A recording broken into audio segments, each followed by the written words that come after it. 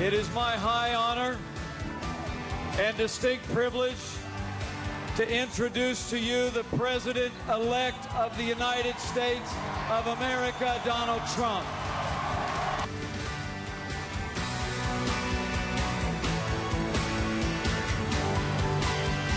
The results are in this morning. The United States is waking up to a brand new president-elect. All the details on the race coming up next.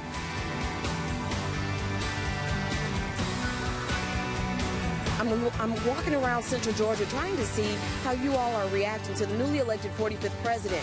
The results coming up. And it's a cool start to the morning with clouds around, but sunshine returns. The details coming up.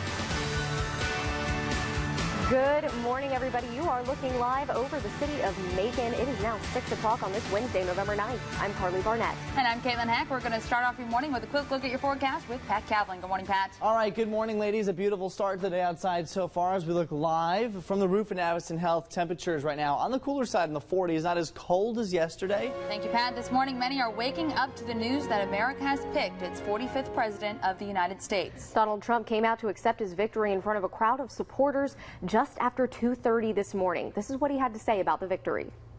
I've just received a call from Secretary Clinton.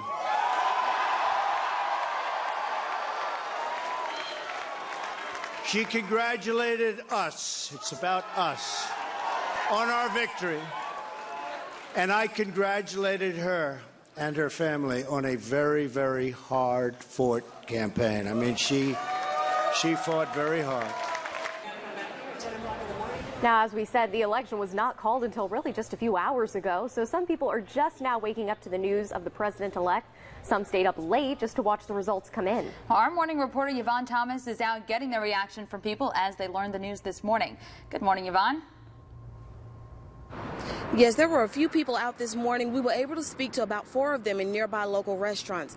2 of those people did not want to comment on the election results at all, but 2 people were pretty upset or disappointed in what happened last night, or really rather early this morning. Now, one man, Jason White, says that he voted for Hillary Clinton and he's very disappointed and doesn't believe that Donald Trump is qualified to be in this office. The man don't know nothing about government. I mean, he ain't never ran for no office. Like, I mean, is this really the person that they want with his finger on the pulse of a nuclear weapon that could, you know, like take out half of the world? Is this somebody you really want with his finger on the pulse? You don't know nothing about this man. Now, we did speak to one other person. This other man was speaking to us off camera. Alex says that he did not vote in this election. I asked if he was registered. He is not registered to vote in Georgia, but he was disappointed in the results, and now he wishes that he had registered to vote, and maybe he thinks his vote could have counted and made this election different. Back to you. All right, thank you, Yvonne. We'll be checking back with her in our next half hour to hear more reactions. Now, it wasn't just a win for Republicans in the White House, but also a big night for Republicans in Congress as well. Well, Mark Albert has more details on the GOP retaining control of the House and the Senate. Thank you, Wisconsin. Republicans couldn't contain their joy as they won hotly contested Senate races in state after state. Tonight was a reminder that our charge in the United States Senate is to serve you and people like you across this state and across this country. The electorate seemed to send a clear message that it was sick of Washington and wanted change. The media, the government, big business, Wall Street, academia, they've all failed us. And so people are so frustrated and angry. Republicans also retained control of the House, but their promise to shake up D.C.'s establishment could mean a shakeup in their own House. Working for you has been one of the greatest honors of my life. House Speaker Paul Ryan has been at odds with Donald Trump throughout the campaign, and some House members say they may look at a pro-Trump member to challenge Ryan for the Speaker seat. You're looking at someone who has had such exceptional opportunity in his life. But it wasn't a clean sweep for the GOP. Representative John Mica lost his Orlando, Florida seat after serving 12 terms in Congress. Democrat Stephanie Murphy thanked supporters and said she worked to end gridlock and dysfunction in Congress.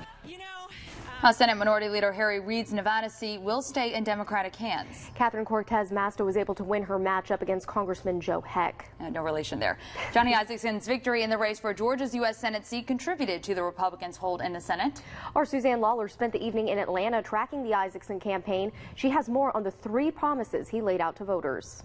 So Johnny Isaacson wins his 3rd term in the U.S. Senate. He won outright. At the beginning of the evening, they were worried about a runoff situation between Jim Barksdale and Alan Buckley. About 9:30, they called the race. Isaacson took to the stage, flanked by big-name Republicans, such as former Senator Saxby Chambliss and current Senator David Perdue. His acceptance speech was short and sweet. It consisted of 3 promises. Well, I think the peace and security of our country is the most important responsibility of a United States Senator. In fact, in our oath of office, that is the very first thing we pledge ourselves to. Secondly, the strength of America in the future, how we balance our budget, how we reduce our debt, is going to depend on having a productive business community that's producing the kind of profits that produce the revenue that lowers the debt and the deficit. And then lastly, we never know the big uncertainty that's going to hit us. We didn't know 9/11 was coming until it came, but it happens. You've got to have people who are prepared for the worst to do the best, and that's what I intend to do. This is one of the largest Republican watch parties in the state. So reporters asked Senator Isaacson, hey, what do you think about the presidential race? Well, he chuckled a bit, said, hey, I've had my race on my mind for the last couple of years. Then he said, you know, I pledge to work with whoever wins the White House. Reporting in Atlanta, Suzanne Lawler, 13 WMAZ, Eyewitness News. Now we also have the results from all of the local races throughout central Georgia. That includes the amendments on the ballot we've been telling you about, one of those being Amendment 1, which was about opportunity school districts. 60% of Georgia voted no to Amendment 1. It would have allowed the state to come in and take over failing schools. Several schools in central Georgia would have been eligible. BIB Superintendent Curtis Jones says he wasn't surprised. When I look at the results from BIB, to see that vote, I think, demonstrates faith in the work that we're currently doing. We have to keep earning that faith, that confidence that's been given to us. In Bibb County, 61% of voters said no to Amendment 1. And in the Houston County Commission race, Tom McMichael took the lead. Here's what he had to say. Well, I want to say thank you, number 1, to my supporters, and number 2, to my all of my people that helped me in this campaign, because this is something you can't do by yourself. And to all the voters of Houston County, I want to say I'm representing every one of you, whether you voted for me or for my opponent, either one. It doesn't matter with that situation. I'm still your commissioner, and I still will support you in everything that I can do in the commissioner's office to make your life better. And this morning in Baldwin County, Rick Williams is waking up the new House District 145 state representative after defeating Floyd Griffin. Joby People spoke with both candidates after the results came in.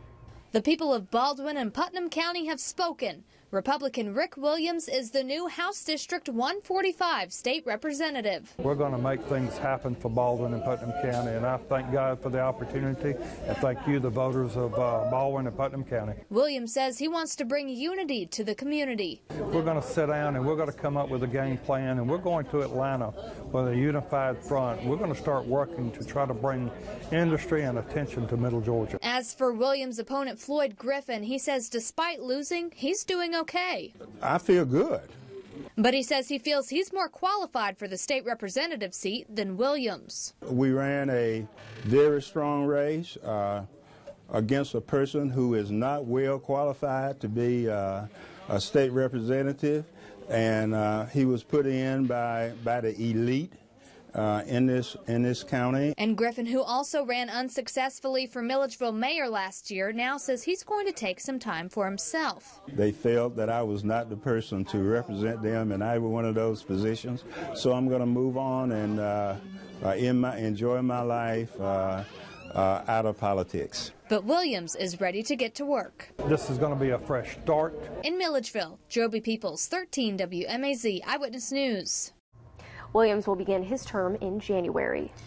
More election results still to come, but right now we want to turn our attention to new information in the death of Houston County teen Sam Poss. This morning, Brandon Warren and Dakota White are indicted on several counts each, including malice murder and felony murder in the death of Samuel Poss. This comes after a decision by a Houston County grand jury yesterday. According to the indictment, the 2 teens stabbed Poss, strangled him with a cord, and placed a plastic bag over his head. They're also accused of burying his body in the woods near Perry and trying to hide the knives they used. Investigators say Paz was killed sometime late October 14th or early on the 15th. His body was discovered several days later. Warren and White remain in the Houston County Jail this morning. No trial date has been set. All right, it is now 6:11. We're going to head on over to Patty as a quick look at your forecast. All right, thank you, Caitlin. Good morning, everybody. We are talking about a cool start to the day with clouds outside, but sunshine will prevail by the late afternoon. High temperatures in the mid-70s. We'll talk about the rest of the week and the weekend after the break.